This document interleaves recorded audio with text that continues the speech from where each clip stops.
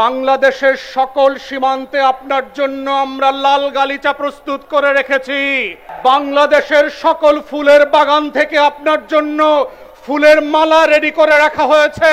শুভেন্দু অধিকারী আর দিলীপ ঘোষের নেতৃত্বে কোন সীমান্ত দিয়ে ঢুকবেন, আমরা কোটি জনতা আপনাকে রিসিপশন দেওয়ার জন্য সেদিন উপস্থিত থাকব এবং সরাসরি সীমান্ত থেকে কাশিমপুর আর কেরানীগঞ্জে নিয়ে যাওয়া হবে।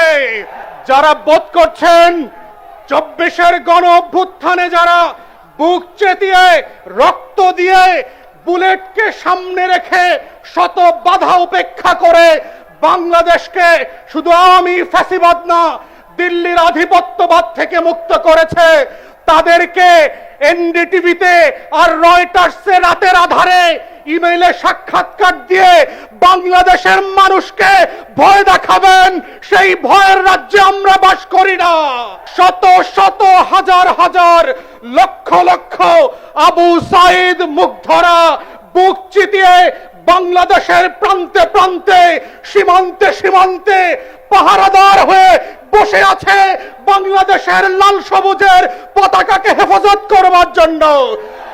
যারা বোধ করছেন আপনারা কয়েকজন সিনিয়র বাটপার জ্যেষ্ঠ সাংবাদিকরা টকশোতে গিয়ে কথা বলবেন আর বাংলাদেশের মানুষ শেখ হাসিনার পক্ষে লড়াই করবার জন্য প্রস্তুত আছে, গত 17 বছরের ইতিহাস দেখেন, গণমাধ্যম বিরোধী দলের বক্তব্য প্রকাশ করে নাই।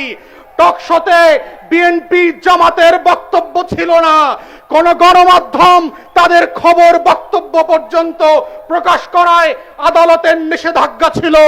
তারপরেও কিন্তু গণ অভ্যুত্থান ঠেকাতে পারেন নাই।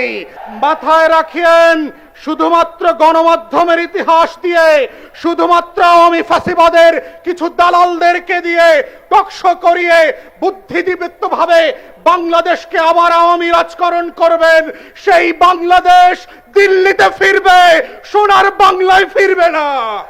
অতএব আমাদের বক্তব্য খুব পরিষ্কার।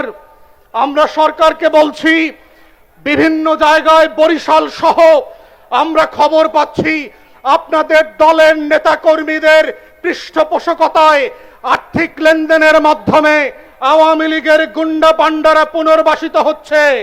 পাড়ায় পাড়ায় মহল্লায় মহল্লায় আওয়ামী লীগের পরিচিত সন্ত্রাসী ক্যাডাররা হেলমেট বাহিনীরা আবার ফিরছে, তাদের সাথে একসাথে মিলেমিশে বরিশালে মাদকের ব্যবসা করছেন।